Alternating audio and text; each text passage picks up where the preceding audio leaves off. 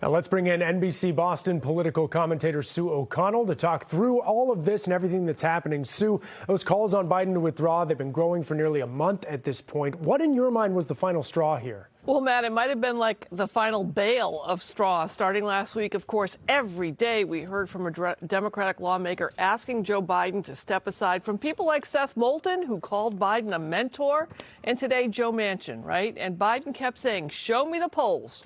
So this weekend, an exclusive new Free Press poll came out of likely Michigan voters, showed Donald Trump with a 7-point lead over Joe Biden. So Michigan, of course, as we keep saying, an important swing state. And then you have Representative Nancy Pelosi, who has obviously stepped aside from her leadership position, but not so much, because she was just going to keep those calls coming until Biden finally saw the light.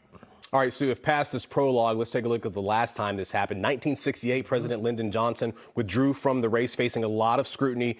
Any lessons Democrats can learn from that history, even though it feels like a lifetime ago? All right, Corey, I was actually alive when this happened, okay, with LBJ. Happy to be here today as well. But there's a lot of similarities between LBJ and Biden. One rarely talked about is that Johnson also had concerns about his health. He died just 4 years after leaving office, the same year that Biden was sworn in as senator. But Johnson announced he wasn't running in March. And then we had the assassinations of Martin Luther King Jr. Robert Kennedy was assassinated. The Vietnam War got worse, and there were riots all across the country. If the Democrats had picked their nominee, who was eventually LBJ's Vice President Hubert Humphrey, earlier, Richard Nixon might not have won. So the best course for the Democrats, I think, would be to pick and get behind a nominee quickly. Safe to say, Corey and I were not around for that. This is a first for us. I'll say that. Let's keep in mind next time this happens. Right.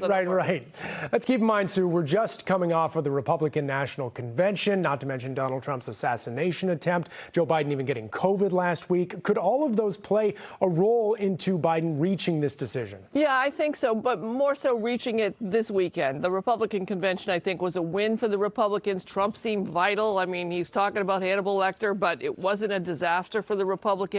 So I think maybe that pushed a decision that was coming anyway. All right, Sue O'Connell live for us in the newsroom. Sue, as always, we appreciate the insight. Sue and Matt are going to have much more tonight on the NBC10 Boston News at 11. In the meantime, NBC10 will still have coverage of Biden's announcement for you. You can get the latest updates on air and online at NBC10Boston.com.